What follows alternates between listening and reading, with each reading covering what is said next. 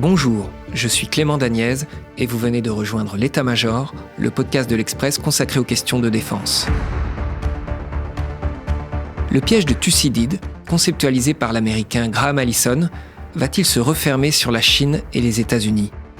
Ce piège prévoit qu'une puissance dominante entre en guerre avec une autre en pleine ascension, avec la crainte de se voir surclassée. Or justement, la Chine s'est donné pour objectif de dépasser, au cours du siècle, les États-Unis pour s'asseoir durablement à la première place mondiale. Les hausses successives de droits de douane entre Pékin et Washington ces dernières semaines, à l'initiative de Donald Trump, ont démontré une tendance à l'escalade entre la puissance dominante, les États-Unis, et celle émergente et rivale, la Chine. Au-delà des tensions économiques, leurs forces se préparent à une confrontation militaire concernant Taïwan, soutenue par les Américains et convoitée par le Parti communiste chinois. Nous en parlons aujourd'hui avec Jean-Pierre Cabestan, chercheur à l'Asia Center de Paris et auteur de « Demain la Chine, guerre ou paix » aux éditions Gallimard.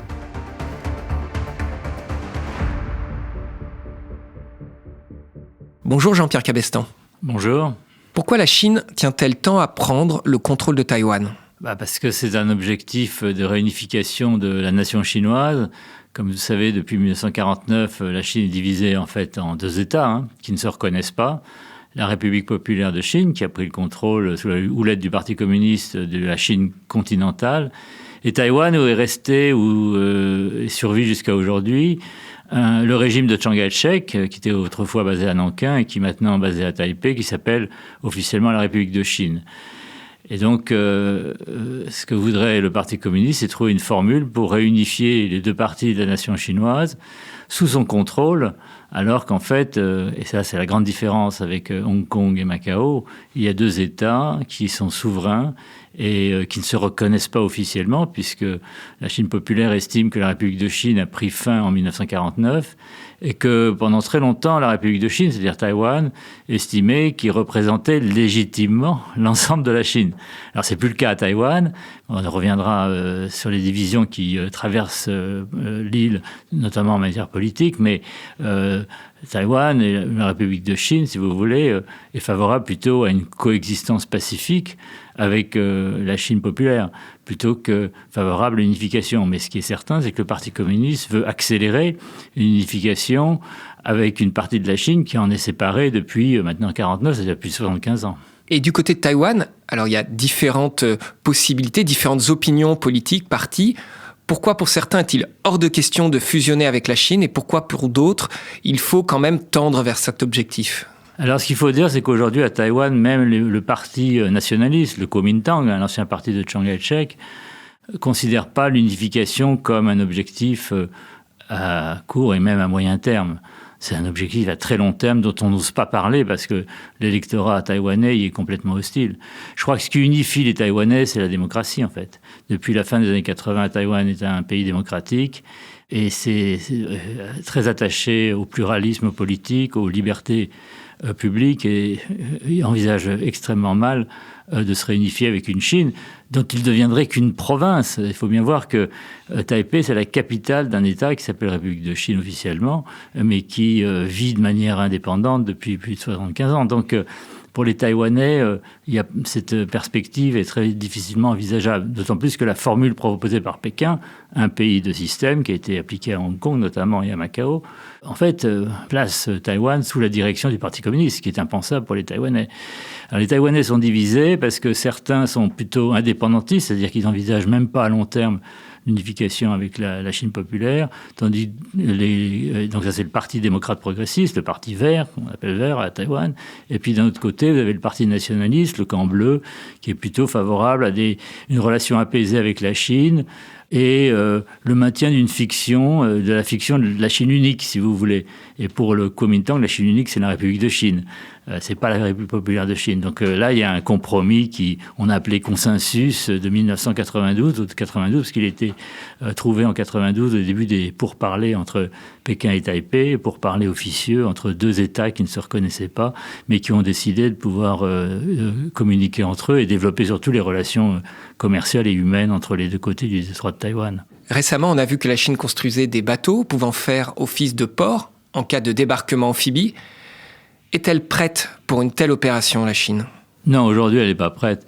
Alors, elle accumule les moyens militaires, notamment les moyens de projection à travers le détroit. Et c'est la menace que fait peser Pékin sur Taipei depuis pas mal de temps, mais surtout depuis 2016, parce que 2016, c'est le retour du Parti démocrate progressiste, donc du camp vert au pouvoir, et que ce camp vert est hostile à toute forme d'unification avec la Chine et estime que, en fait, le consensus que j'évoquais tout à l'heure de 92 n'existe pas, parce que la Chine populaire ne reconnaît pas l'existence de Taïwan et que Taïwan est plutôt disposé à embrasser une politique de 2 États chinois, si vous voulez.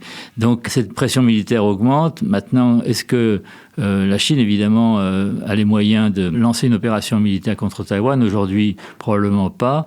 Mais d'autres scénarios sont envisageables. Le scénario qu'on évoque le plus souvent aujourd'hui, c'est un blocus, ou même en dessous d'un blocus, une forme de quarantaine de l'île, plutôt qu'un débarquement. Alors à terme, une opération de débarquement peut être envisageable, mais il ne faut pas oublier que c'est quand même une affaire très très compliquée à mettre en place et qu'il y a eu dans l'histoire militaire assez peu de débarquements qui ont réussi. Je pense au débarquement de Normandie, au débarquement d'Incheon en Corée, lors de la guerre de Corée. Ce sont des débarquements qui obligent une coordination entre les différentes forces engagées. Et ça, c'est la Chine qui travaille, mais il n'est pas encore arrivé à ce stade. On remarque pour autant que la Chine s'est bien lancée dans la constitution d'une armée qui sera capable peut-être à terme de prendre le contrôle de Taïwan par la force. Oui, et surtout, elle se dote chaque jour d'une marine de plus en plus puissante qui est devenue, par le nombre de ses bateaux et de ses sous-marins, plus importante que la marine américaine.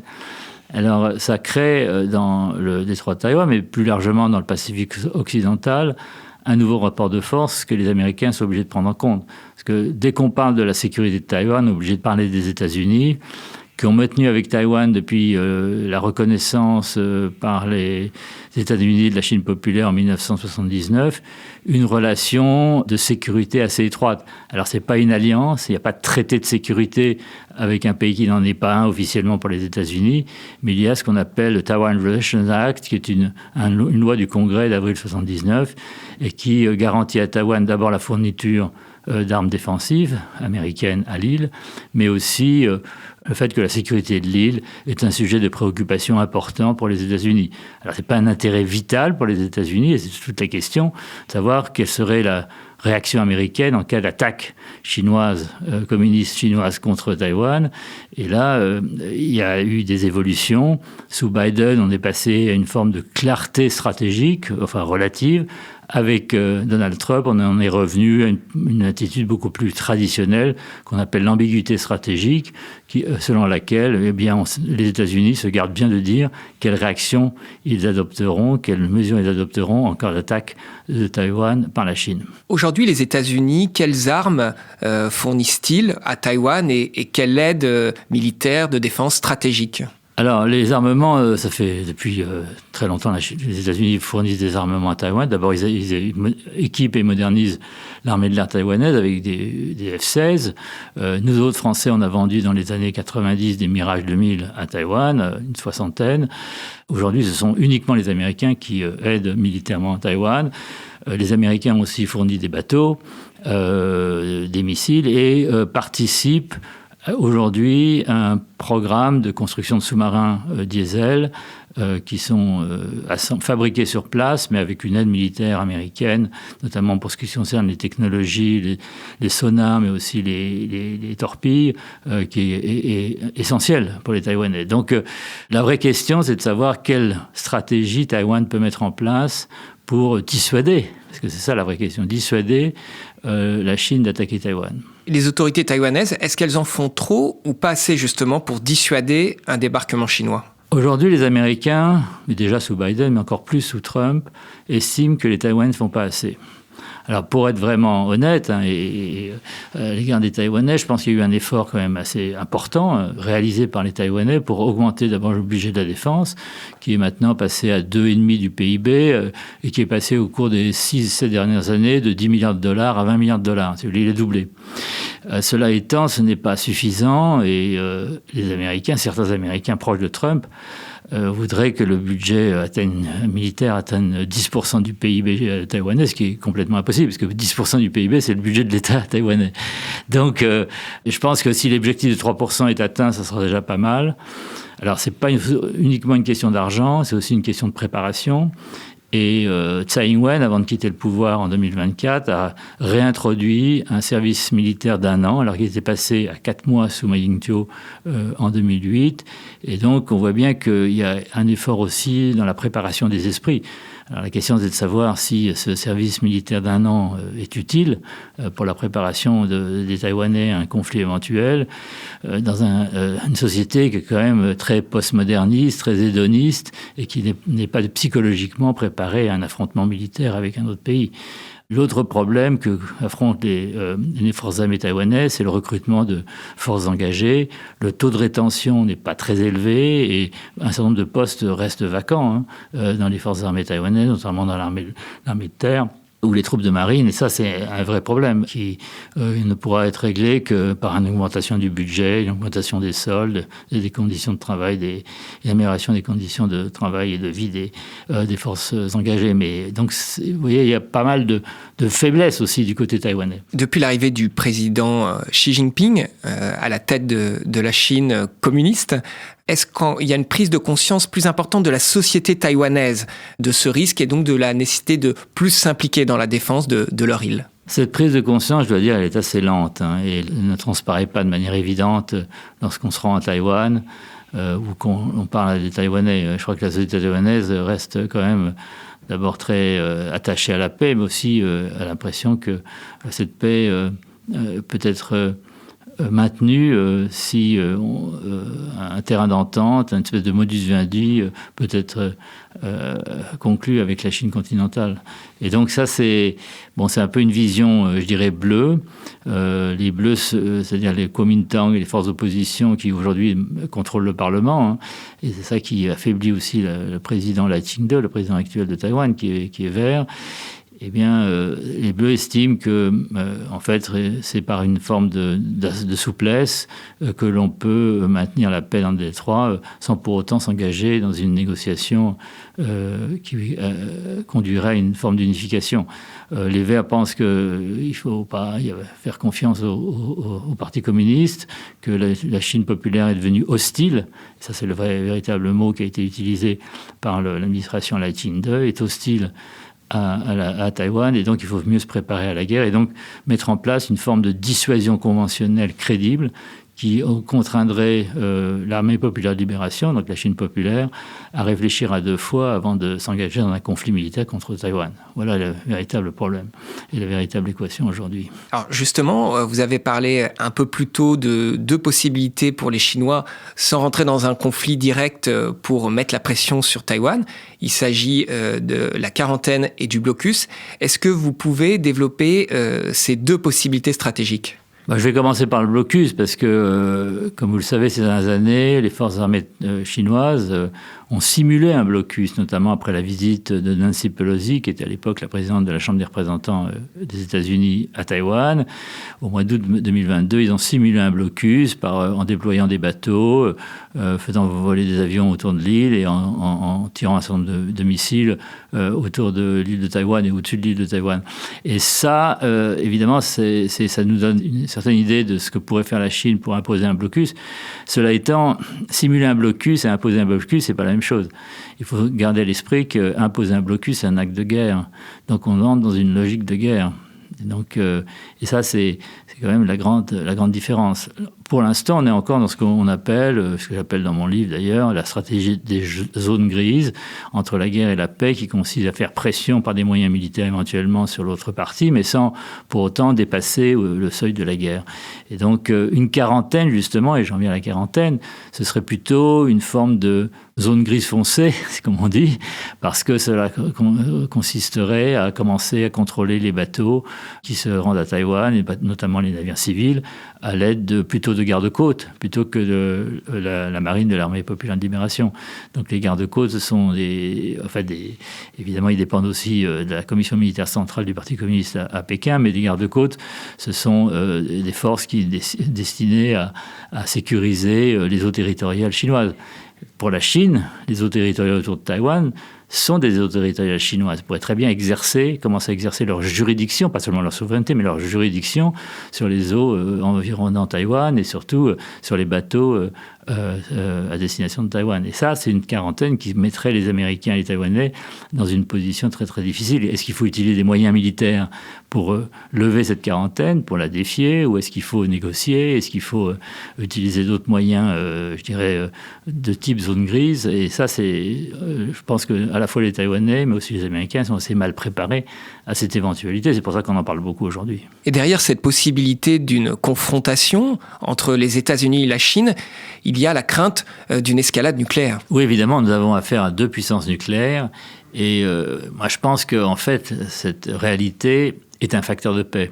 C'est-à-dire que c'est une donnée qui va inciter à la fois Pékin, mais aussi Washington, à réfléchir à deux fois avant de se lancer dans un engagement direct, un engagement militaire direct. Et c'est la grande différence avec l'Ukraine. L'Ukraine, c'est d'une certaine manière une guerre par procuration.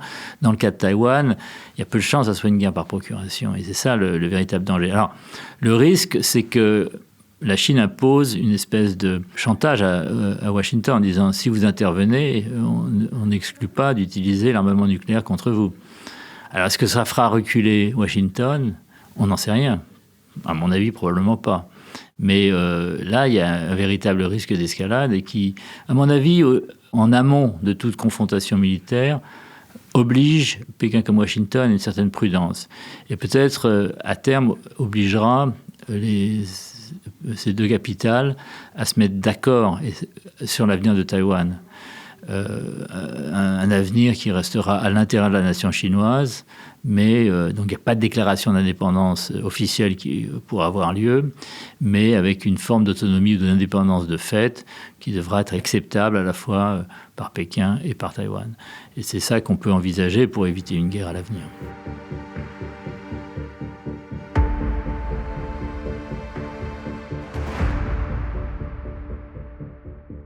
Sur un autre sujet, il y a eu un intense bras de fer sur les droits de douane qui sont montés à 145%, décidé par Trump sur les produits chinois.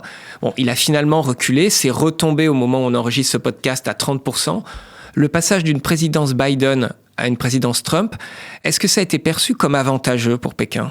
Non, parce que c'était la porte ouverte à une période d'incertitude quand même maximale. Alors Trump a lancé un certain nombre de signaux positifs au début, en invitant Xi Jinping à la cérémonie de sa prise de fonction.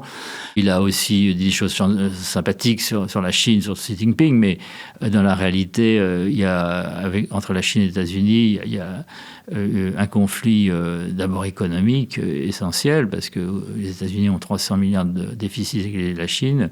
Les États-Unis n'exportent que 50 milliards de dollars vers la Chine et en importent 450, si vous voulez. Donc, et ça, c'est aux yeux de Trump et des républicains, c'est pas durable. Les Américains voudraient rapatrier un certain nombre d'industries vers les États-Unis. Alors la question est, est-ce que c'est possible ? Probablement pas. Et donc il y a beaucoup de pays où les productions chinoises se sont déportées, notamment le Vietnam ou le Mexique, qui sont un peu les victimes collatérales de ce bras de fer entre la Chine et les États-Unis. Maintenant, ce que j'observe quand même, c'est que Pékin et Washington avaient besoin quand même de réduire assez rapidement ces droits de douane afin de permettre aux opérateurs économiques, aux entreprises, aux investisseurs, de voir un peu plus clair et puis de prendre des décisions. Parce que là, on était dans un blocage total. Et donc, on allait vers un ralentissement économique, voire une stagnation qui, pour la Chine comme pour les États-Unis, était extrêmement préoccupant. Il ne faut pas oublier que depuis l'arrivée de Trump au pouvoir, il y a quand même un ralentissement économique important en Chine, que beaucoup d'entreprises, du fait de ces droits de douane, ont cessé leur activité, ont même fermé. Donc il y a un chômage qui commence à apparaître, notamment dans les provinces côtières du Guangdong ou du Zhejiang, Jiangsu, qui dépendent beaucoup des exportations, notamment vers les États-Unis, et que ça ne pouvait pas durer. Donc quand la Chine dit on peut résister plus longtemps que les États-Unis, peut-être oui, parce que c'est un pays autoritaire, et que les gens ne descendent pas dans la rue comme ça aussi facilement qu'aux États-Unis, mais dans la réalité, je pense que la Chine avait aussi très besoin de trouver un accord et d'abaisser les droits de douane assez rapidement. Xi Jinping était le 9 mai à Moscou pour assister aux commémorations de la victoire soviétique lors de la Seconde Guerre mondiale. Jusqu'où peut aller ce partenariat souvent mis en scène entre cette Chine de Xi et la Russie de Poutine ? Alors, ce qu'il faut rappeler, c'est que moi, je suis assez âgé pour me rappeler le conflit sino-soviétique qui nous paraissait profond et structurel, qui a duré quand même pendant des années, entre 1959 et 1989. Donc, c'était quand même une période très, très importante. Les relations entre ces deux empires continentaux n'ont pas toujours été faciles. Aujourd'hui, ce qu'il faut quand même admettre, c'est que les points de convergence, les intérêts convergents entre ces deux nations l'emportent sur leurs différences. Alors, et ça, c'est de manière durable. Étant donné l'état du monde, étant donné la rivalité sino-américaine et maintenant la rivalité entre la Russie et l'Occident autour de l'Ukraine. Ce qui fait que la neutralité affichée par la Chine sur l'affaire ukrainienne est peu crédible. Parce que, justement, le message envoyé par Xi Jinping en assistant à cette célébration de type très soviétique, en fait, au néo-soviétique, organisée par Poutine le 9 mai, montre bien combien cette relation est aujourd'hui étroite, non seulement entre les deux pays, mais aussi entre les deux hommes, qui sont vus plus d'une 50aine de fois depuis l'arrivée au pouvoir de Xi Jinping en 2012. On sait que la Russie n'a pas atteint son but de guerre initial, de renverser le pouvoir ukrainien avec son invasion de février 2022. Ce qui se passe depuis plus de 3 ans, n'est-ce pas une source d'inquiétude pour les stratèges chinois ? Une source d'inquiétude, mais aussi un enseignement. Inquiétude parce que, évidemment, la position chinoise, elle est quand même fondamentalement hostile à l'OTAN. Donc, voilà, dans la capacité de résistance des Ukrainiens, un effort et un soutien de l'OTAN quand même très, très important. Alors maintenant, elle y voit un enseignement et peut-être une opportunité aussi, un enseignement parce qu'à travers cette guerre, on apprend beaucoup, notamment sur l'usage des nouvelles armes dans une guerre future autour de Taïwan ou ailleurs, et notamment l'usage des drones. Alors chacun, que ce soit Pékin ou même Taipei d'ailleurs, se prépare à un affrontement à l'aide de drones, et Taïwan a une industrie de drones qui se développe aussi très rapidement. Mais aussi, alors, une opportunité parce que la Chine voit dans la réaction de Trump et la volonté de Trump à essayer de trouver un accord avec les Russes et Poutine au-dessus de la tête des Européens et des Chinois, un moyen de se rapprocher de l'Europe et de jouer la carte de l'autonomie stratégique européenne, d'encourager l'autonomie stratégique européenne afin de diviser l'Occident et de l'affaiblir face à la Chine notamment. Alors, est-ce que l'Europe va tomber dans ce piège ? Je ne pense pas, parce que d'abord, l'OTAN n'a pas encore été démantelée, même si l'engagement américain au sein de l'OTAN est quand même devenu plus faible. Et ensuite, parce que cette autonomie stratégique, elle est en train de se construire et que ça sera très anti-russe, si vous voulez, ou très défensif face à la Russie, mais aussi elle peut avoir des conséquences sur notre posture, notamment sur les questions liées à l'Indo-Pacifique et notamment au détroit de Taïwan. Quel rôle peuvent jouer les Européens, et en particulier la France, dans cette zone Indo-Pacifique et sur cette question taïwanaise en particulier ? C'est surtout un rôle diplomatique, je dirais, et peut-être commercial aussi. Alors diplomatique parce que je crois que notre position, elle est assez claire et les Chinois essayent de la déformer. Nous ne sommes pas, les Européens, la France n'a jamais soutenu le principe de la Chine unique. Nous avons une politique de la Chine unique, ça veut dire qu'on a des relations officielles qu'avec Pékin. Mais on a des relations officieuses avec Taipei qui sont indépendantes de celles qu'on a avec Pékin et qui sont extrêmement fertiles. Alors évidemment, on se prive de vendre des armements à Taïwan aujourd'hui, et depuis 1994, pour des raisons évidentes. La Chine nous imposerait des sanctions importantes si on reprenait les ventes d'armements à Taïwan. Mais en revanche, on est quand même très attentif à ce qui se passe dans le détroit de Taïwan, mais on dit aux Chinois comme aux Taïwanais, votre différend doit être réglé de manière pacifique et que le statu quo ne peut pas être modifié sans l'accord des Taïwanais. Et ça, c'est important parce que les Chinois estiment que le statu quo peut être modifié avec l'accord des Chinois uniquement. C'est-à-dire 1,4 milliard de Chinois du continent, mais sans tenir compte de la vie des Taïwanais. Donc il y a évidemment une inégalité ici de traitement des Chinois qui estiment que Taïwan n'est qu'une province et qu'elle n'a rien à dire. Alors maintenant, le problème, c'est de savoir, en cas de conflit, qu'est-ce qu'on fera ? Je ne pense pas qu'on enverra des troupes se battre du côté des Taïwanais, mais je pense qu'on sera obligé de prendre des sanctions, et des sanctions importantes contre la Chine, qui nous feront mal, parce qu'on est beaucoup plus dépendant de la Chine sur le plan économique qu'on était dépendant de la Russie avant 2022, si vous voulez. Et donc, ce seront des décisions difficiles à prendre. Et je dois ajouter à cela que la Chine, depuis 2022, et je sais un des enseignements de la guerre en Ukraine, se prépare. et essaye de réduire sa dépendance aussi, réduire ses risques. Le de-risking se fait aussi du côté chinois pour mieux se préparer à un éventuel conflit avec les États-Unis ou Taïwan, dans lequel les États-Unis seraient probablement impliqués. La Chine s'est considérablement modernisée ces dernières décennies. Je pense que c'est un point important. Pouvez-vous rappeler l'importance du fonctionnement du Parti communiste chinois et de son élite dirigeante, à commencer par Xi Jinping, dans la situation actuelle? Le problème du Parti communiste, la première chose qu'il faut dire, c'est que c'est une société secrète. C'est une espèce de mafia. On ne sait pas comment les différences réelles, comment les gens sont nommés, tout ça c'est très secret. Alors, et c'est une élite très, très hiérarchisée, qui représente 7% de la population, environ 100 millions de membres. Mais dans ces 100 millions de membres, vous avez une élite de peut-être 1 million, 2 millions qui dirige l'ensemble de l'affaire. Et donc, les autres ne sont pas des... Donc ça, ces élites, ce sont les cadres dirigeants et c'est eux qui prennent les décisions. Le reste, c'est un peu la piétaille, mais qui joue un rôle important à la fois comme relais pour propager les idées du parti, les idées de Xi Jinping, mais aussi comme moyen de contrôle de la société. La société est contrôlée par les membres du parti. Et donc, ça crée une forme d'inquiétude, mais aussi d'oppression, si vous voulez, du reste de la société, qui n'ose pas dire vraiment ce qu'elle pense. Donc ça, c'est le système comme il fonctionne aujourd'hui. Maintenant, est-ce qu'il va changer? Probablement pas dans un avenir prévisible, parce que ce qu'offre aussi le Parti communiste, c'est un supplément de sécurité qui arrange bien des gens et qui reste aujourd'hui, la sécurité reste aujourd'hui en Chine une valeur qui l'emporte sur celle de liberté. Et donc c'est pour ça que je pense qu'il ne faut pas négliger aussi le soutien que une grande partie de la population encore aujourd'hui apporte au Parti communiste et au système actuel. Disons, ça ne veut pas dire qu'ils sont communistes, mais que peu de Chinois aujourd'hui, si vous voulez, défient le système qu'il est organisé.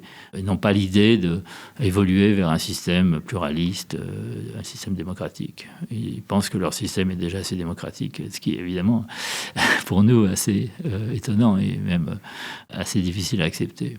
Vous venez de sortir une biographie passionnante de Deng Xiaoping aux éditions Talendier, que je recommande à tous les auditeurs.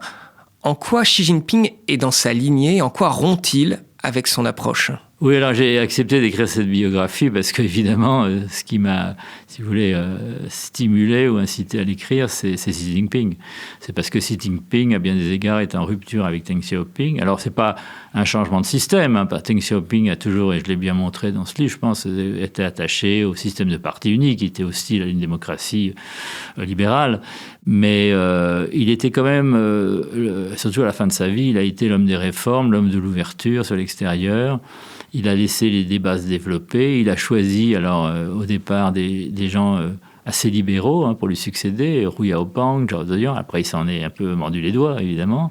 Mais surtout, il a mis en place un système de direction collective qui était peut-être pas aussi collectif qu'on l'a dit, mais qui quand même permettait à plus de responsables d'avoir voix au chapitre. Alors qu'avec Xi Jinping, on est passé à un système de pouvoir beaucoup plus personnel, un peu comme à l'époque de Mao Tse-tung.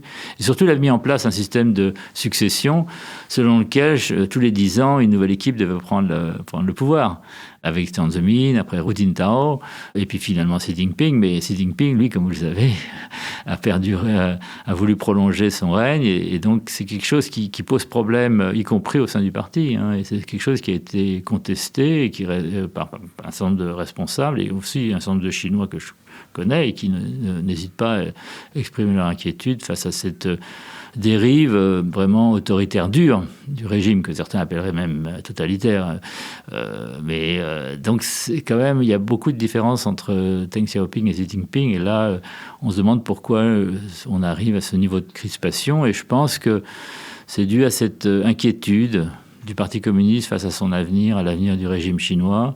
Surtout après l'effondrement de l'Union soviétique, la rapidité avec laquelle des systèmes de type soviétique, comme la Chine, se sont transformés après 1989. Et ça, c'est ça qui inquiète la Chine, c'est que s'il n'y a pas grande contestation du régime actuel, il n'y a pas beaucoup d'enthousiasme non plus pour soutenir ce régime. Donc c'est pour ça qu'avec Xi Jinping, on est passé à un autoritarisme beaucoup plus dur et un contrôle beaucoup plus net de la société civile. Pour autant, à un moment ou à un autre, a priori, un autre dirigeant communiste succédera à Xi Jinping. Oui, et on peut penser que il ouvrira un peu les vannes. Alors jusqu'où il ira dans la réouverture du pays et l'ouverture à des idées, un plus grand pluralisme d'idées, c'est la véritable question. Je pense qu'on peut prédire, si vous voulez, des changements dans le système. Un changement de système, c'est beaucoup plus aléatoire. Merci Jean-Pierre Cabestan. Merci de votre accueil. Pour suivre les avancées chinoises en matière de défense et plus largement l'actualité de la zone Indo-Pacifique,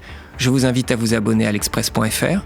N'oubliez pas non plus de suivre l'état-major sur votre application de podcast, que ce soit Spotify, Apple Podcast ou Podcast Addict. Vous pouvez nous y laisser des étoiles et des commentaires. Cet épisode a été monté et réalisé par Jules Cros. L'état-major, le podcast défense de l'Express, c'est un mardi sur 2. Je vous retrouve donc pour un nouvel épisode le 3 juin.